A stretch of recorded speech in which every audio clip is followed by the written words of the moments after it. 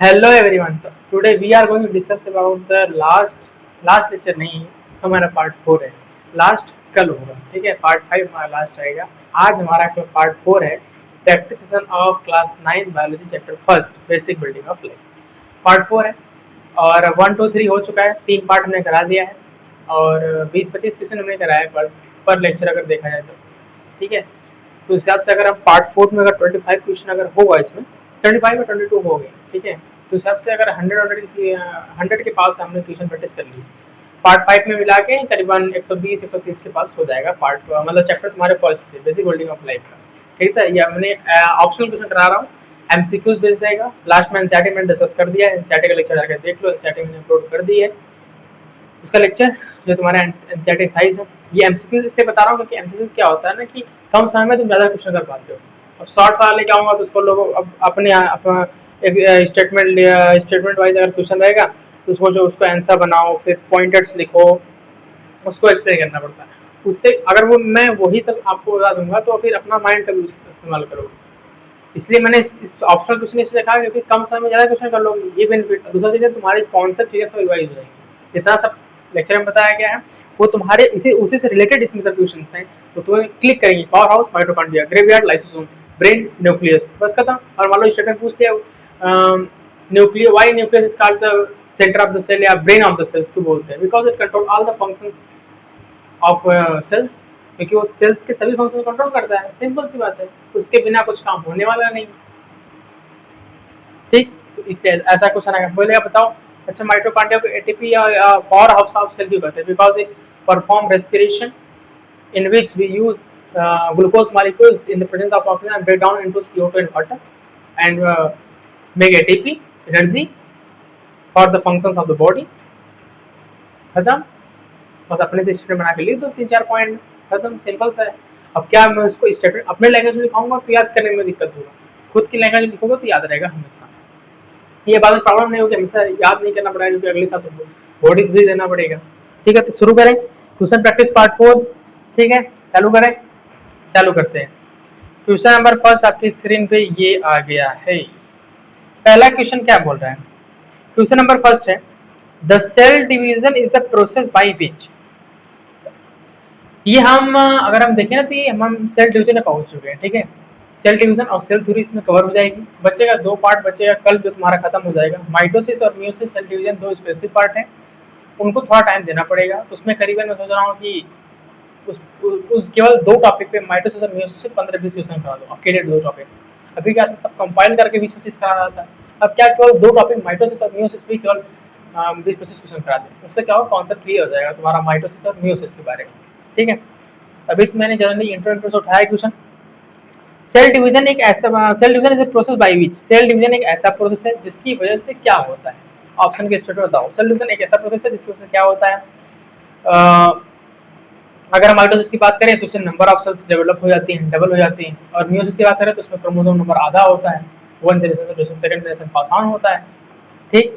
इसमें क्या बोल रहा है, cell become large only, cell only large हो जाएगी सेल डिवीजन करने की वजह से। वो तो माइटोसिस के रिस्पेक्ट में तुम बोल रहे हो, ठीक है सेल, लेकिन उसके रिस्पेक्ट में सेल लार्ज नहीं होगी। लार्ज तो ही जाएगी सेल, सेल एक में एक टूट के 2 में बन जाएगा। मियोसिस में क्रोमोसोम नंबर आधा हो जाएगा, चीजें आधा हो जाएंगी, उसका मटेरियल आधा हो जाएगा, लार्ज तो ही नहीं होगा, ठीक है। तो ये आपका गलत हो जाएगा, पहला ऑप्शन आपका इनकरेक्ट है। दूसरा उसमें ऑप्शन सेकंड नहीं लास्ट में आते, cell stop growing, cell division हम तो सेल ग्रोथ ही के लिए करा रहे हैं, सेल की डेवलप करने के लिए। मान लो तुम्हें कहीं एक्सीडेंट से चोट लग गई, अब चला वो सही नहीं हो रहा है, सेल डिवीजन वहाँ पे हो ही नहीं रहा है, वहाँ का लाइसोसोम उन सभी सेल को, पुरानी सेल्स को, डेड सेल्स को खा ही नहीं रहा है।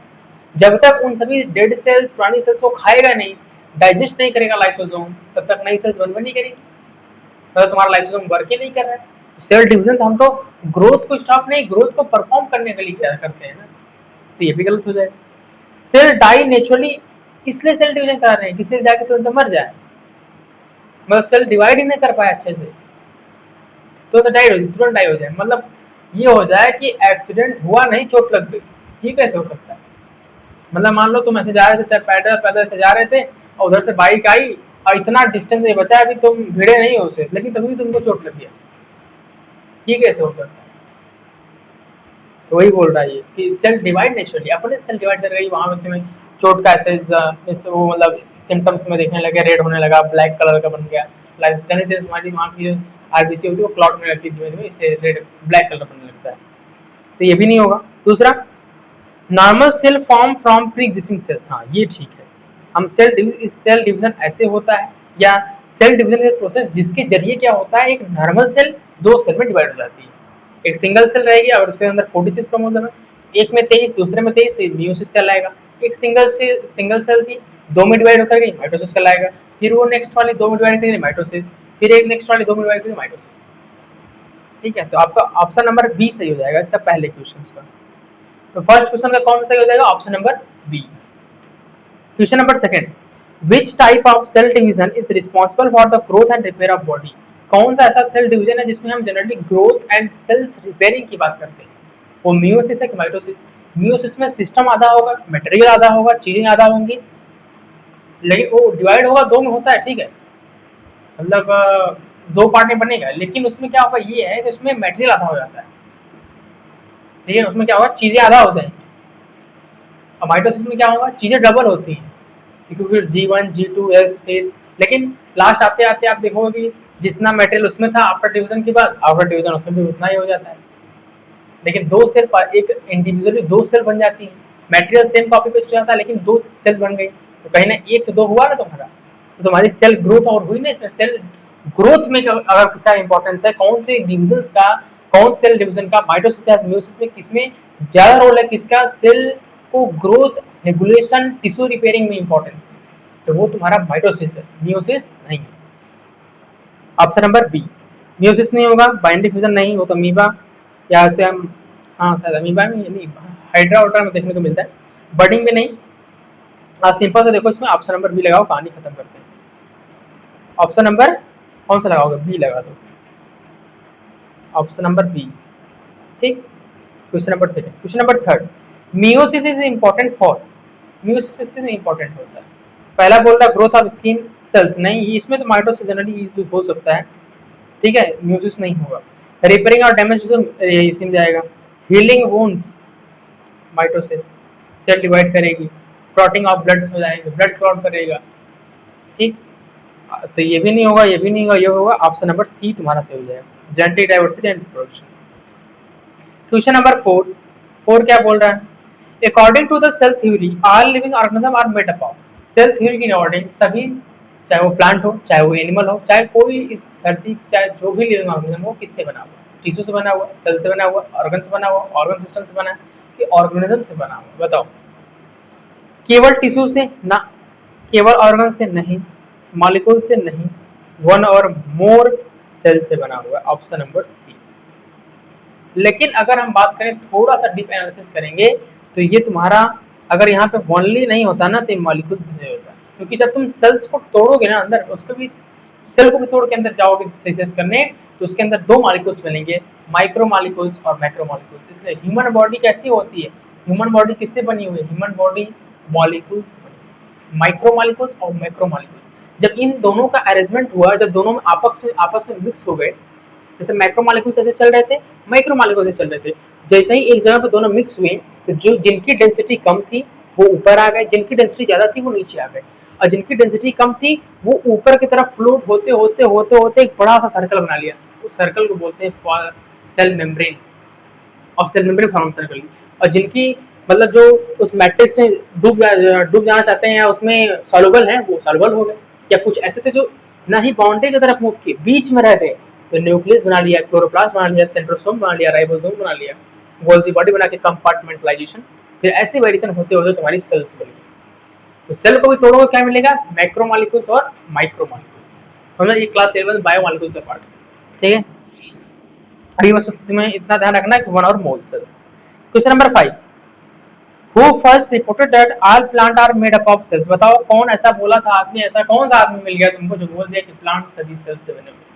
अब एक आदमी और मिलेगा जो बोलेगा एनिमल सब सेल से बने हुए। तो मिथाइल स्लाइडेन जो थे, उन्होंने बोला कि सेल हमारा जो हमारी प्लांट है वो सेल से बनी हुई है, जितने भी प्लांट्स हमारे सब सेल से बने हुए हैं। और थियोडोर सोन, इन्होंने बोला कि सभी एनिमल्स हमारे सेल्स के बने, ठीक है।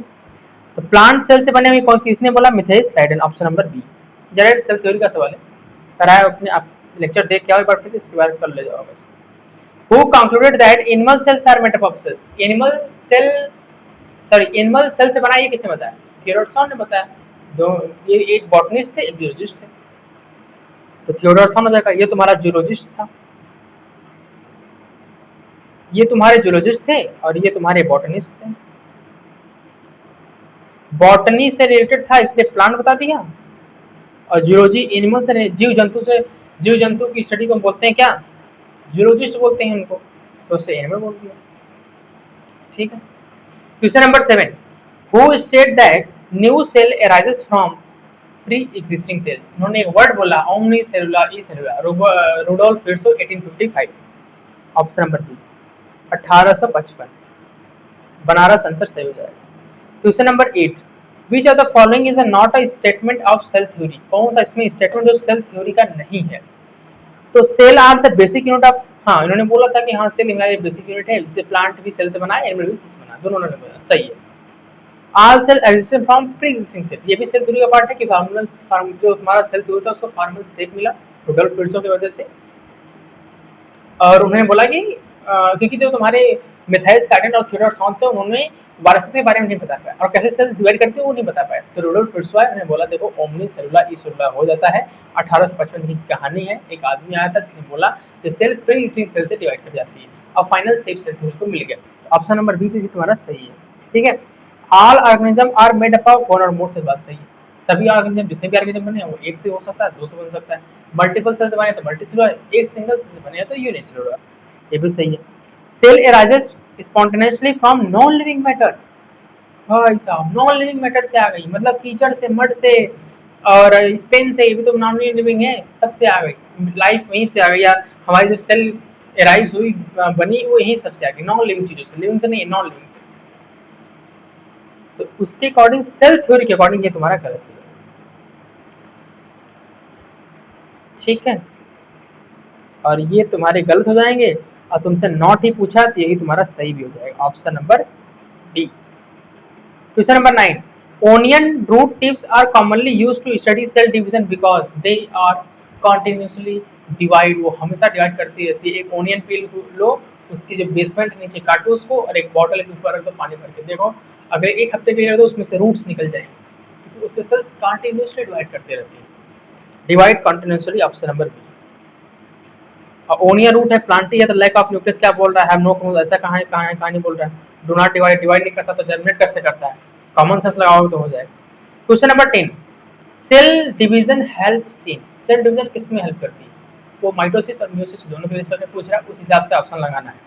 केवल ग्रोथ ओनली, अगर यहाँ पे दोनों नहीं होता ना तो ये तीनों ऑप्शन सही होते तुम्हारे। देखो कॉमन सेंस, अगर ये ओनली नहीं होता तो ये भी चारों सही होते तुम्हारे, और यहाँ पे लिखता है ऑल ऑफ दीज, इसलिए ओनली लिखने की वजह से ग्रोथ गलत, रिपेयरिंग गलत, रिप्रोडक्शन गलत, सब ये तुम्हारा एक लाइन में दे दिया गया ऑप्शन नंबर डी। ओनली लिख के इसलिए ऊपर वाले तीन ऑप्शन कट गए। Question number 11, which process prevent normal animal cells from dividing continuously after touching neighbour cells? और मैंने इसके बारे में तुमको बताया है क्लास 12 और 11 वाले में, जब जाओगे इसमें मेरे पार्ट में, तो वहाँ पर मैंने एक कैंसर करके टॉपिक एक्सप्लेन किया है।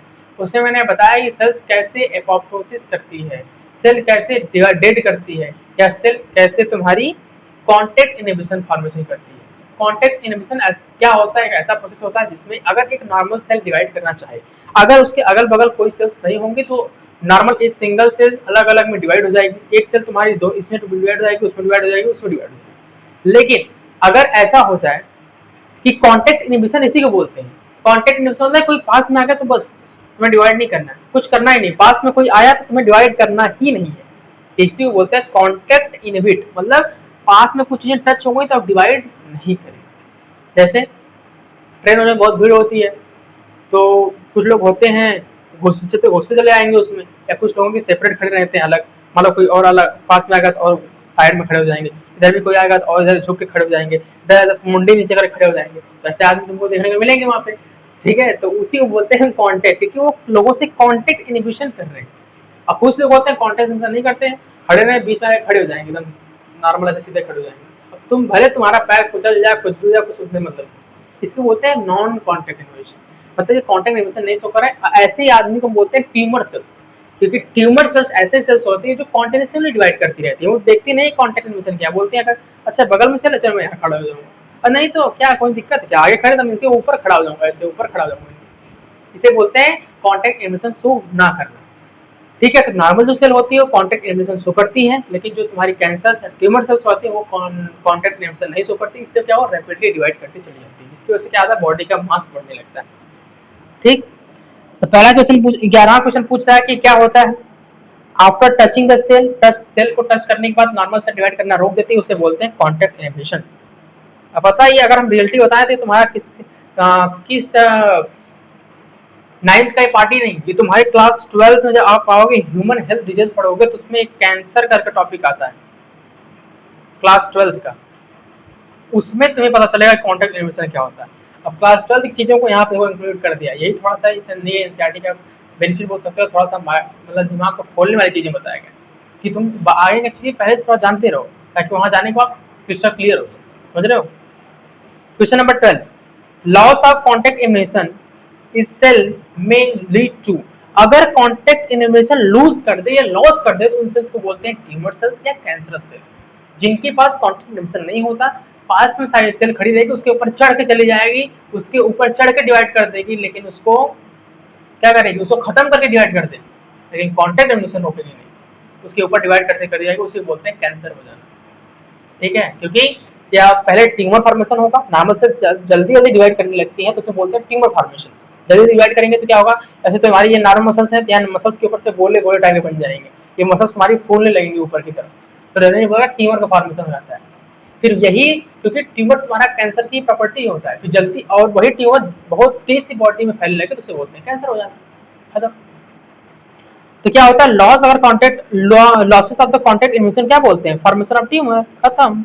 Option number B, better growth नहीं है भाई साहब, देख रहे हो ट्यूमर ट्यूमर मतलब ट्यूमर फॉर्मेशन करा के आपसे ऑप्शन दिया है बेटर ग्रोथ, अच्छी ग्रोथ, वाह ऐसा करते रहो ताकि बात चले 1 महीने में ऊपर ही चल जाती है एकदम, यहाँ पे लास्ट लिखा सेल डेथ हो जाएगी।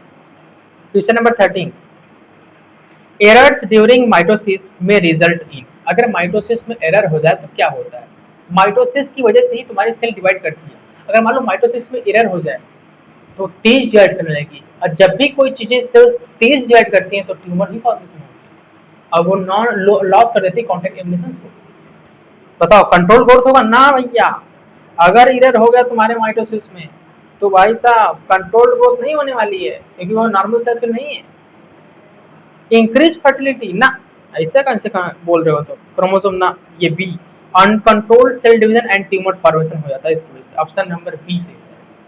ठीक है, अगर माइटोसिस में एरर है, जनरली यही देखने को मिलता है कि माइटोसिस में एरर हो जाता है, या बहुत सी बाहर के सामान ज़्यादा, बाहर की चीज़ें ज़्यादा खाओगे ना तो थोड़ा सा इन्फेक्शन टाइप में करता है, उससे क्या होगा तुम्हारे बॉडी में फॉरन एजेंट जर्मिनेट होने लगते हैं, वो एजेंट प्रेशर करते हैं कि तुम्हारी सेल फटाफट डिवाइड करें, जिसकी वजह से भी होता है। या बहुत सारे तुम्हारे बॉडी के अंदर जैसे तुम्हारी जो जीवन जो कोई नॉर्मल सेल अगर माइटोसिस कर रही है तो जीवन एस, फिर G2, फिर एम फेस, इंटरफेस फिर एम फेस, ऐसे करती रहती है डिवाइड अपने। अगर मान लो उसमें कुछ चेंजमेंट हो जाता है तभी भी तुम्हारी सेल्स क्या कर जाती हैं, कैंसर या ट्यूमर सेल्स का फॉर्मेशन कर लेती है। ठीक है, तो ऐसा नहीं बोल सकते कि कैंसर का कोई एक ही बोल सकते हैं एजेंट होता नहीं, इसका फिजिकल एजेंट भी होता है, बायोलॉजिकल एजेंट भी होता है, केमिकल एजेंट भी होता है। कि बायोलॉजिकल में बहुत ज़्यादा एक्सरे करा रहे हो, सीटी स्कैन करा रहे हो, और बहुत ज़्यादा रेडिएशन के इफेक्ट में पड़ रहे हो, नॉन आयोनाइजिंग रेडिएशन का यूज़ नहीं कर रहे हो, इसलिए बोला था MRI बेस्ड होता है, एक्सरे बेस्ड नहीं होता, क्योंकि एक्सरे जो होता है ना उसमें क्या होता है वो नॉन आयोनाइजिंग रेडिएशन है, वो तुम्हारी मसल्स को डैमेज करती है, जिसकी वजह से वो एक तरह से जर्मिनेट करती हैं, या उसको प्रेशर करती है तो जर्मिनेट करो, फटाफट डिवाइड करो।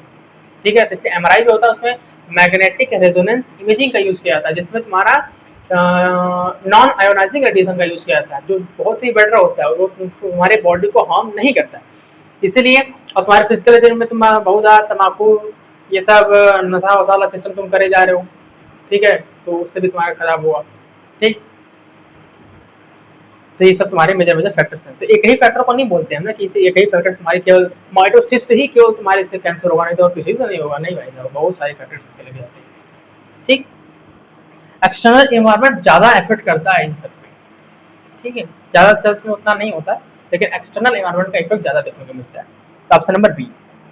Question number 14, error during meiosis में कॉज। अब मियोसिस की बारी आ गई, बस सिंपल सा जेनेटिक डिसऑर्डर हो जाएंगे तुमको। इंक्रीज बॉडी ग्रोथ तुम्हारे माइटोसिस से होगा, मियोसिस से भी होता है। तो जी जेनेटिक जो इन्फॉर्मेशन जाता है कि T1 होगा कि T2 होगा, एकदम टाल हो जाएगा कि शॉर्ट होगा, उससे भी होता है, ऐसी बात नहीं है। लेकिन जनरली हम बोलते हैं कि इंक्रीज बॉडी ग्रोथ माइटोसिस से होता है, तो ये भी गलत हो जाएगा। Better tissue repairing mitosis, faster wound wound हिल्डिंग, sorry हिल्डिंग बोल रहा हूँ, वुंड हीलिंग, ये भी तुम्हारा माइटोसिस है। तीनों गलत हो जाएंगे, ऑप्शन नंबर ए तुम्हारा सही हो जाएगा। जेनेटिक डिसऑर्डर, तो एरर इन मियोसिस अगर हो जाए तो तुम्हारे जेनेटिक डिसऑर्डर में डिफेक्ट हो जाए, जैसे तुम्हारी सिकल सेल एनीमिया हो जाए, हेमोफिलस हो जाए, थैलेसेमिया हो जाए, सिस्टिक फाइब्रोसिस हो जाए तुमको, या तुम्हें मस्टेनिया ग्रेविस हो जाए, ठीक है, वो भी जेनेटिक डिसऑर्डर या तो इम्यून डिसऑर्डर बोल सकते हो। ठीक है, बहुत सारे डिजीज हो जाते हैं जेनेटिक डिसऑर्डर्स, जितने मैंने बताए सब तुम्हारे उसी सब जेनेटिक डिसऑर्डर्स के अंदर आ रहे हैं। ठीक है, क्वेश्चन नंबर 15 आ जाओ। Which one is the correct pair? Correct pair बताओ कौन कौन सा है इसमें? मियोसिस हीलिंग है भाई साहब, मियोसिस से हीलिंग करा रहा है वंस की, नो। माइटोसिस से ग्रोथ एंड टिश्यू रिपेयरिंग, हाँ ये ठीक है। मियोसिस बॉडी ग्रोथ करने लगा कब से, और ये माइटोसिस कब से काम करने लगा, ये भी गलत है।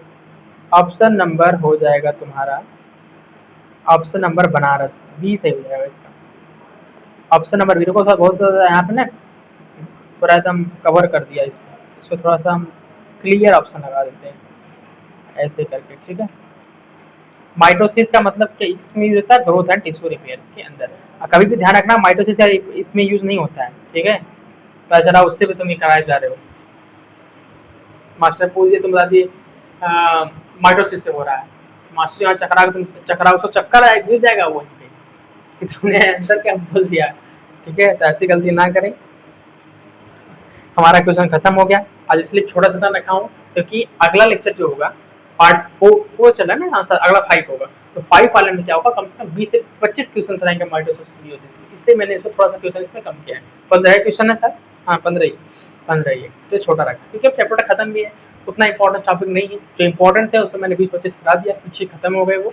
अब नेक्स्ट आज का और कल का एक लेक्चर बचेगा, मतलब पार्ट 5 में सब कुछ खत्म हो जाएगा।